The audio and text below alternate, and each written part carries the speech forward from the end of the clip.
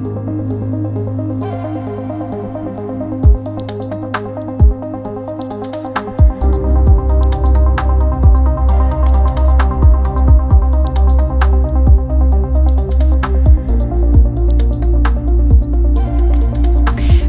morning. Welcome to Whitney in the Wild, where it's always sunny because it's very sunny. I love it though. The view is gorgeous this morning, and I'm excited because I'm joined by Ash Merchant this morning. Good morning. Good morning. Hi. How you been? Doing great. Love your new digs too. Thank you. It's been a long time since I've been in a building where I have a view like this. So yes, congratulations. Or been in a building at all. Period. Right. Yeah. My basement view gets only so much traction. Yeah. Right? Yeah. Well, if our listeners, of course, if you've tuned in for long, you know our friend of Liger, Brandon Smith. And that's likely where you know Ash. And so thank you to Brandon for the connection. And what's funny is I was telling you this morning, I was doing some research before we came in to do the podcast. And I remembered you had come into our first studio with Brandon. But I forgot we did like this COVID show where I was kind of like fielding questions on Facebook and stuff like that. But you were on Brandon's show and we were like still kind of in the middle of quarantine. We were at the beginning of quarantine, and what I remember of it, we were still in disbelief of, well, this thing's only going to last a couple more weeks, and maybe by May or whatever the timing was, we thought it was going to be done, and here we are. Yeah. Here we are a year later. Yeah. So it's part of what I want to talk about today. But before I get too far, you're founder and CEO of Lionheart Partners. Yes. Which fits perfectly with Liger Partners. That's right. We're all in the animal kingdom here. We are, yes. In the wild, it's everything. So the team was like, what are you going to title this episode? And I was like, well, how about leading with the lion's heart? A conversation on leadership, legacy, and purpose. I love it. I didn't even give that to you. I love it. I felt like it was like lion, liger, tiger. I felt like it all fit together. Because when you think of it, which is probably part of the inspiration behind why you called your company Lion. See, I'm going to call you Liger Partners. Lionheart, which I would love to hear that, but it's really the lion that leads the pack, right? Like there's always the standout lion that leads the pride. That's absolutely right, and the other piece is there's such a level of courage when it comes to lions, and you know enough about my background where you take courageous steps in your life, whether it's in your career, whether it's in your personal life. That's where the most fun is, but I also think that's where the most growth is. Yeah, too. yeah. So plus we're huge Lion King fans too, and not that had anything to do with the calculus of the name, but I fancy myself the Mufasa at my house. That's hopefully not dying anytime soon. That's amazing. Ours hails from Napoleon Dynamite. Ah, yes. But me saying I'm Napoleon and you being Mufasa, I don't know. I may have to rethink this. I don't know. Mufasa's pretty cool. Okay. So I wanted to take it back because this was so where my brain was going when I was like, what are we going to talk about this morning? And you said we were in the middle of quarantine and we didn't know how long it was going to last. And I felt like that was true for just about everyone. When we started quarantine, we were like, we're going to be here for like maybe a couple of weeks and then we'll be able to get back out. And so I felt like we treated it that way. We were like, all we have to do is survive 2 weeks. We're going to keep working. We're going to keep this up and then we're going to go back to the workplace. And that is not what happened. But in 2018, June, I believe you started, you packed up with your family and went on a year-long RV trip. We did. We were actually in close quarters and pandemic-style conditions before it was, dare I say, cool. Yeah. And, a year later, it's not so cool. But when it was funny because we took just an epic trip of a lifetime from June of 18 all the way to July of 19 is when we came back and rolled into Atlanta. And here we were, June of 19, 7 months later, 8 months later, we're in the middle of, the world's largest pandemic of our time. And it was funny to hear at the beginning of the pandemic, we'd hear these stories of, oh, I'm with my kids all day long. I'm with my spouse. I'm not used to being around my spouse this long. And we were just all kind of chuckling at home because we were like, yep. We're used to this. Yeah, we did that. Yeah, we did that. We did that in 350 square feet. So it was a little bit of, it was funny in a strange way. And we never would have planned this. There's no way we could have. That trip prepared us for what pandemic conditions ended up being. Yeah. Now, granted, over the last year, it's been a little bit more restrictive than where what we were on our trip. But in a lot of ways, relationally, space-wise, logistically, we got ready, and we didn't even know we were going to get ready for it. So I am curious. Woody, I want to interrupt you. Sorry, guys. We have Vanessa and Michael Harris watching on Facebook and a couple of people on Instagram. So thank you. I'm watching too. I'm watching for the comments. So send in your comments because I'm sitting here and I'm ready to hand them over to Ash. All right. I'm very curious what prompted you to take this RV trip in the first place, because when I think back pre-COVID, very much like what you were talking about of, everyone was telling you, I don't know that I could spend that much time around my family. What I think we were doing pre-COVID was like, man, I wish I just had more time. I wish I could just, get away. Sure. How much I could get done if I was just, I often think that, right? I'm like, let me go rent a cabin and just get work done, just stare out the mountains and we think, oh, okay, we're going to get caught up on all this work or whatever, we're going on in our mind. And we kind of got that, right? Like now, yes, COVID, there was this whole other element, more serious element that it brought with it. But on a large scale, it brought the answer that we weren't so much expecting. Like that was the answer, but it wasn't really the answer that we were expecting. So what prompted you and your family to take this time and say, we're going to take this year-long trip together? Yeah, it's a great question. And what I realized after we got back, I couldn't put it in words before we left, but after we got back from the trip and I had a chance to reflect on what was it that really got us going on this trip was, for me personally, as the leader of my house, as a dad, as a husband. Mufasa. And Mufasa, right, exactly. I had smoldering discontent. Ooh, wow. And when you think about a fire, you think about a campfire, you think about any kind of fire that, the embers that burn and smolder, it's a slow burn. Yeah. It's still hot, but it's a slow burn. And what I realized over the few years prior to that trip was there was a little bit of discontent that I had. Now, full disclosure, this trip wasn't my idea, it was my wife's idea. And for anyone that knows, and that's watching, that knows my wife, knows that she's fairly risk averse and leaves the crazy harebrained stuff normally to me.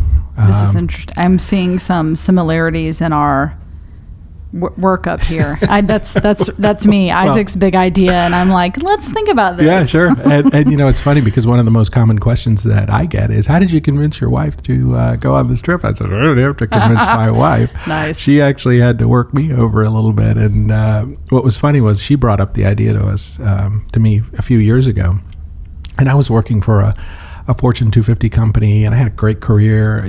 The company had been fantastic to me. They had invested in me, and I had put many years into that, and I loved my team and the people I worked with, and I was doing great. And by all standard, I had a lot of margin in my life, and not just financial margin, but just a lot of choices around us. As I tell people, we had a big bumper around our bumper car, and what was so wild about the idea was, I thought it was the craziest thing. I mean, honestly, who does anything like that? I'm a first generation American, so my mom and dad immigrated from India back in the 60s. Yeah. So I grew up in a house and in a culture that prized education, that prized accomplishment, and doing responsible things. And the thought of stepping away from that just paralyzed me. Right. And the big learning in that was, I didn't realize it until I was staring down the barrel of the decision of whether to go or not, that I had gotten wrapped up in the identity of my work, being more about, me as a person being more wrapped around what I did versus who I was.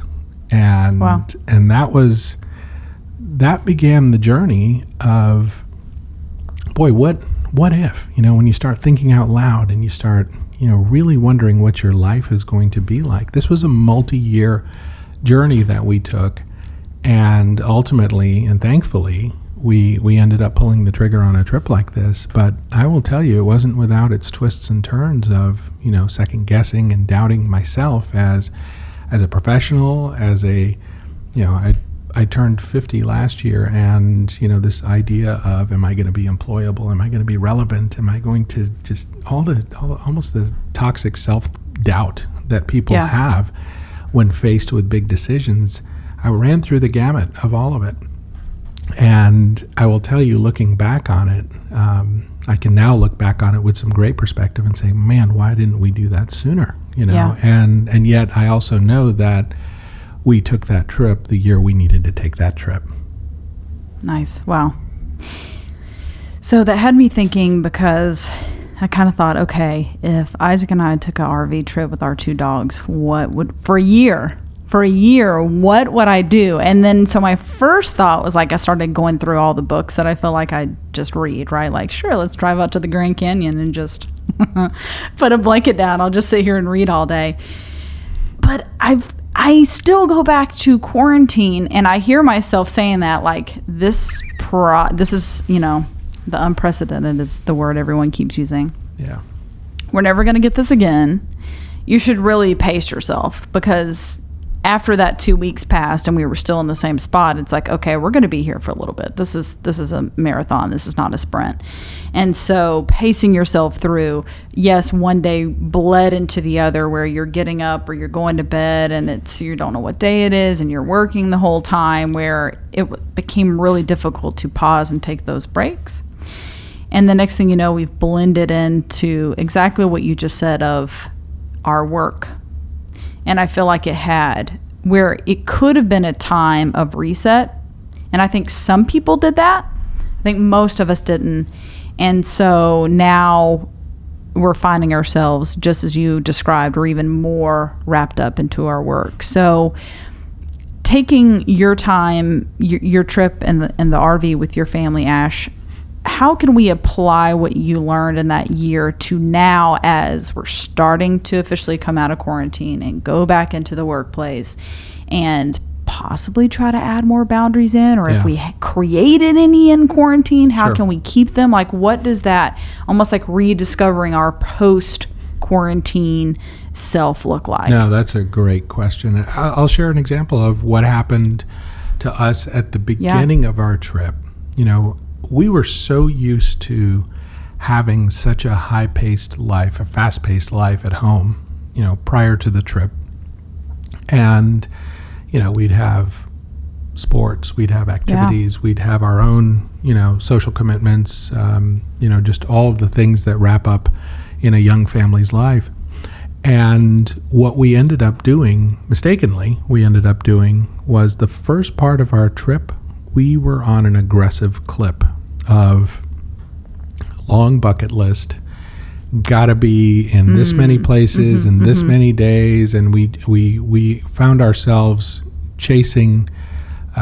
We basically took our home life and we took it on the road. Yeah. And we took the intensity of it on the road. And candidly, the first few months of our trip were a little bit difficult because, they were a lot bit difficult because we were all just running fast. It's funny, when Beth and I were married without kids, we swore that we would never become those parents that showed up at Disney World at 6:45 in the morning and left at midnight. And all of a sudden, we were those parents, and in a different place, where we had a bucket list a mile long. And what we learned from it, and this is my carry forward on pandemic conditions, was there is freedom and liberty in saying no. There is freedom and liberty in setting boundaries. There was freedom and liberty in for us, it was spending more time in less places and actually reflecting and enjoying on the true purpose of what that trip was all about for us. Yeah. Wow. One of the things I heard at the beginning of pandemic was, a little bit of unease and, weird feeling of, I really need to be in Paris right now. I really need to be in New York or Chicago or wherever in the world that I travel for work. And it was strange because it really kind of got people off kilter that were used to in their professional life, or maybe their intensity of my kid's involved in 4 different things, and now I'm grounded completely. Yep. And my hope on the carry forward is we take stock in slowing down. We take stock in being selective and discerning about, boy, what is it that we're going to take on? What is it that we're going to be involved in as a family? What is it that we're going to be involved in as professionals, or perhaps as a married couple, or, fill in any of the criteria of that. One of the big lessons, I believe, in pandemic was slow down. If you didn't slow down during pandemic conditions and actually have an opportunity to reflect, you missed an opportunity. You missed a big one. And in a weird way, it was a little bit of a gift where we didn't have a choice. Yep. We just didn't have a choice. Yeah. What about the things that you didn't add back in? So when we were in our conversation with Brandon, he asked you the same question, and one of the things that you noted was the sheer drive that you were having to make from your home to the various offices that you would go and work with, and it was like an hour one way. So that's 2 hours out of your day, 10 hours a week. What are some other things that when you came back from this trip, that you were like, nope, not going to do that anymore? It was interesting. That was probably the biggest one. We still today feel the tension of the calendar, and again, even though pandemic conditions slowed us down on calendar bookings, we just had to be very thoughtful and mindful of that. I don't do a large number of volunteer type things and volunteer type activities, and purposely I've limited it to a very, very small number where I can invest time, but I can invest time deeply, versus there was a time in my career, and it wasn't that long ago, that I'd invest in several things and try to touch all of them and inevitably not be good or be mediocre at most of them. So that one is still evolving for us too, because nice. My older son is now 16, and he's going to be of college age pretty soon. So the next couple of years for us will be fairly busy, and then of course my 8-year-old is starting to get more and more busy with things too. So very nice. So let's say you are Mufasa of your family or your company, and you are that leader, and you're like thinking right now, wow, that sounds really good, Ash. Or Whitney, your idea of going off to a cabin for a couple of weeks with maybe like limited Wi-Fi and no cell service.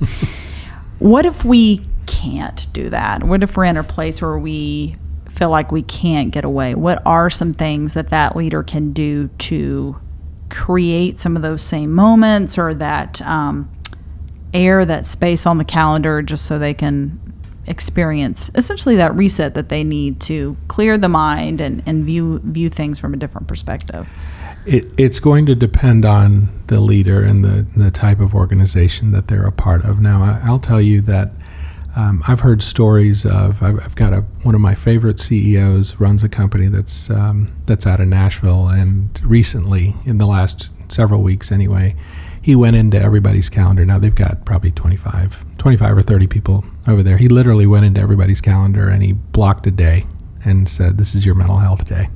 Now, I don't know if it was the same day for everybody or what, but the fact that he recognized that, our days are starting earlier and they're ending later, and they're bleeding into both sides. You know, so the bookends of the day have actually gotten wider.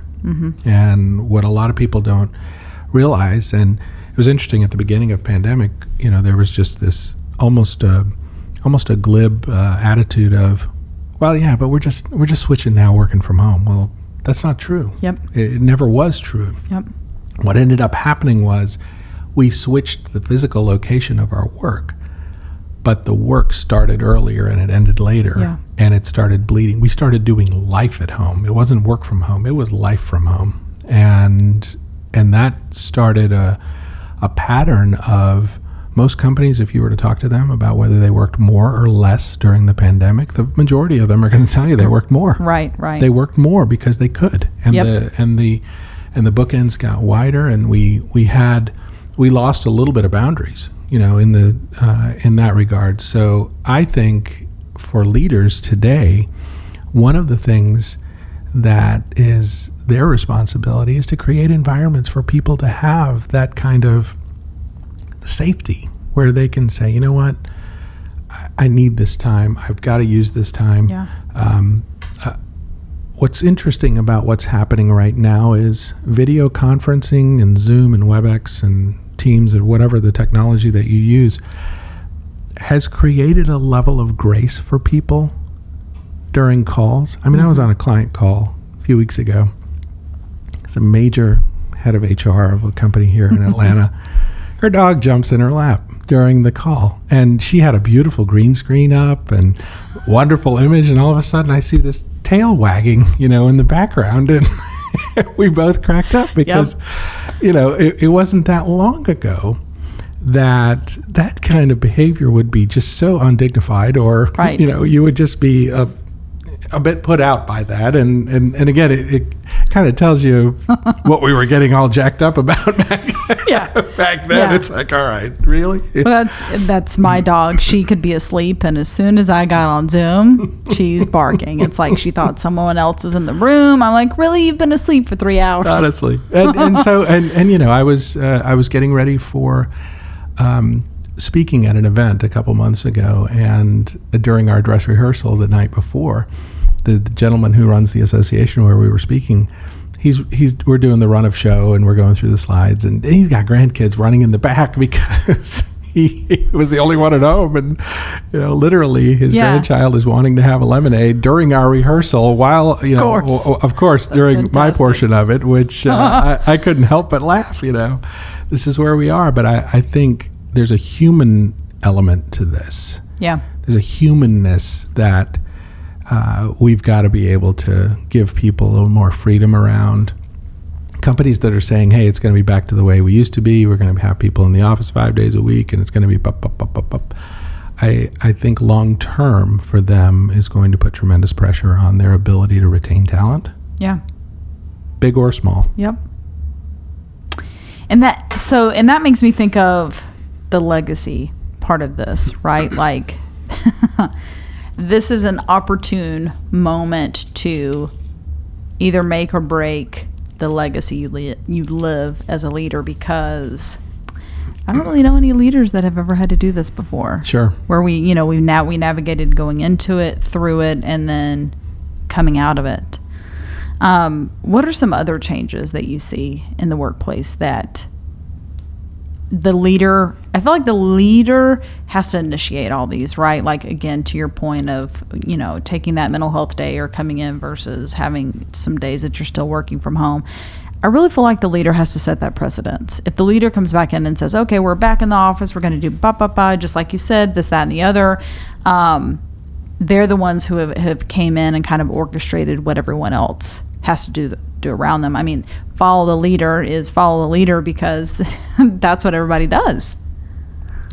I think for leaders today, there's a level of authenticity and genuineness. I mean, this is all authenticity and candor and genuineness has always been a part of the makeup of leadership, of good leadership.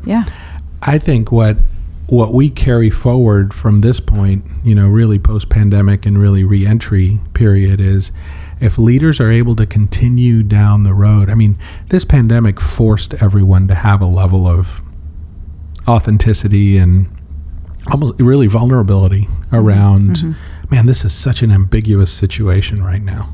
And we have no idea when it's going to end. We have no idea which way the twists and turns are going to go for companies that do business globally.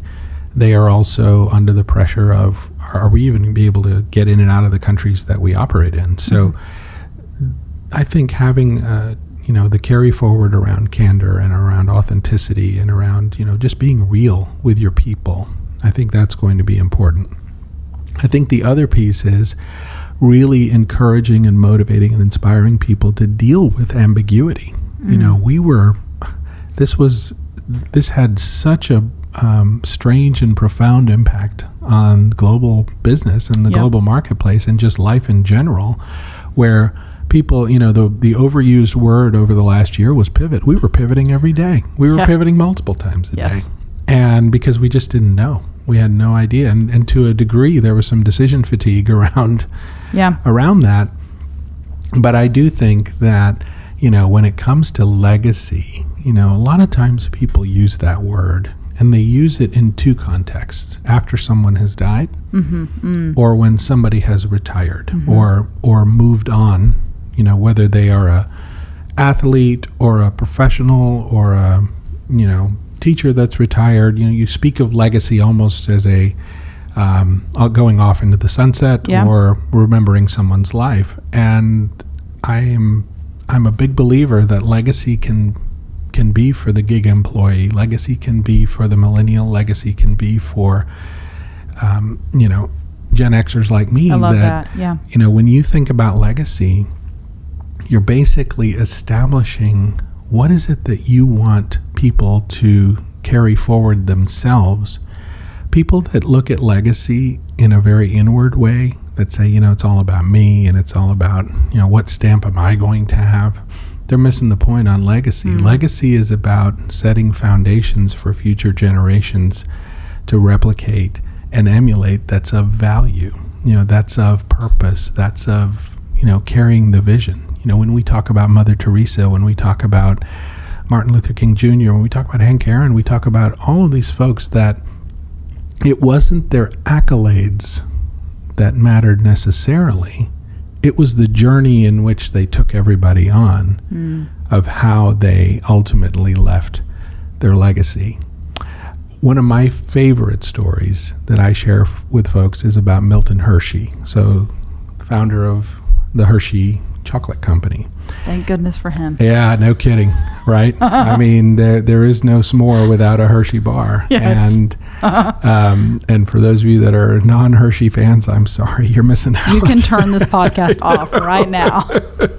So Milton Hershey and his wife couldn't have children of their own. So part of the Hershey family legacy is a school that's in Hershey, Pennsylvania. Wow. That actually is run by the Hershey Charitable Trust. And what a lot of people don't realize about the Hershey Company is the Hershey Company is not a public company. They are actually owned by that same charitable trust. So you can imagine the father of chocolatiering, just created this wonderful organization. Milton Hershey died over 75 years ago. And when you walk the halls of the Hershey Corporation today, people still refer to him as Mr. Hershey as if he has just left the room. Wow. And the legacy wasn't necessarily that he came up with Hershey Kisses and Hershey Bars. The legacy was he and his wife set up this school for at-risk children. They developed an entire infrastructure and built up the town of Hershey, Pennsylvania, that is still a flourishing and thriving town. By the way, has one of the largest RV shows in the country that we were happy to visit early on as part of our discovery. But I remember when we were up there, we stayed at a hotel that's right up the street from the Hershey School, and it's a fascinating town. But you think about, here's a gentleman and his wife who their legacy long outlasted the world's love of chocolate. Yeah. It was all about changing the trajectory of the kids whom they never had an opportunity and will never have an opportunity to meet on Earth. So the two things I got out of that, one is all the more reason to buy chocolate because I'm supporting students. I hear Isaac laughing in the background because he knows I love chocolate. But see, it is good. It is good for many, many things. The other thing is I love how you flipped that, because even I asked you that question from the standpoint of okay, the leader of today is going to be remembered for how they conducted the workplace after COVID. But really, I love the fact that you said legacy is now, because that also puts the pressure and the accountability on the now, where it's not this, well, as long as I finish strong, that's all they're going to be remember. No, it's everything that you do today, yesterday, and tomorrow. That's building the legacy, and it also touches each employee, each team member at every level, where again, you're not just the new hire that's like, well, I can't make a difference here. That's really left up to the CEO. I love the way that you presented that. Well, and I'll say this, what people sometimes forget about legacy is legacy requires sacrifice, some level of personal sacrifice, because if you leave a place, or you leave an organization, or perhaps even leave this earth without having sacrificed something to pour into whatever the next generation or the people that are going to go now behind you, that's not legacy. Legacy requires, it is 100% requiring of you to give up something. Yeah. You look at the folks that do, in fact, and again, the sacrifice could very well be for someone to be an exceptional athlete. Their sacrifice is they got up at 5 or 4 in the morning every day, and they swam 1,000 laps or whatever they did. It could be they gave up worldly wealth. They gave up, they were under, social justice pressure. Fill in the blank of whatever the sacrifice is going to be, and that's our leaders today that truly are committed to legacy. Their sacrifice could very well be, I'm going to do less for me, and I'm going to be more about, and this is where I think the combination of succession planning matters, is when you talk about succession planning in an organization, the sacrifice a leader has to make is time, primarily. Wow. Time. Which is big. It's huge. And in a leader's life, when you're able to carve out time to spend with that next generation, to coach, to mentor, to create environments for and create situations where other people long after you're gone are going to flourish and thrive, and hopefully one day themselves look at you as the example of, now I need to do that for the people that are coming in behind me. That's a home run when it comes to legacy setting. Yeah. Ash, I could keep talking with you on. I have so many more things, but okay, I'm gonna wrap us up with one more question. Sure. I'm going to take it back to the RV trip and the home sabbatical, the COVID sabbatical. I don't know if we could call it that forced us to take a year off. Given those two events, what is one thing that you learned that if you had not left your comfortable, if we can call it that, comfortable, successful position you were in to go do this trip with your family, what's one thing that you learned that you would not have learned if you had not, in essence, made that sacrifice to take the risk and go on this trip? One of the biggest things that I learned was the capacity for us to have a really good life with a whole lot less than what we had going into that trip. When you think about, we live in one of the most affluent countries in the world, and when you look at our RV pictures, I had 1 pair of jeans, 2 pairs of shorts, a bathing suit, 5 t-shirts, and that. And I say that a little more tongue-in-cheek, but it was amazing to think that here we were in much less square footage, and we really didn't need that much. Our best memories on the trip were not because we had a, big RV or a big truck or anything like that, but it was, we were doing life together in small quarters, and now when we think back, I was just telling my younger son last night, I said, man, I really miss that life. There's parts of that life that I really miss a lot because there was simplicity in that. And I think, the simplicity piece of it, it was good to step back from having a fast-paced life and a high margin life, because it helped me to further clarify, okay, we could do it with a lot less. And that's not me saying either that I want to live an austere, monkish life for the rest of my life. I don't. Right. But at the same time, it was a very humbling experience, and a very just thought-provoking around, boy, you know what? We really don't need as much as we have. And that was eye-opening. Yeah. Ash Merchant, founder and CEO of Lionheart Partners. If people want to get in contact with you, how do they do that? Sure. My social handles of choice, LinkedIn for work. Feel free to connect in with me on Ash Merchant there. I use Instagram as well. Both handles are active for me, and I'm personally active on Facebook. Nice. Awesome. Thank you so much for joining me this morning. It's a pleasure being here, Whitney. Thank you. And to follow up, go on iTunes or theworkplacetherapist.com and listen to Ash's and Brandon's conversation together. Also very, very interesting. So, and the inspiration for our time together today. So thank you for joining me. Great being here. Thanks for having me. Yeah. We'll see you tomorrow morning.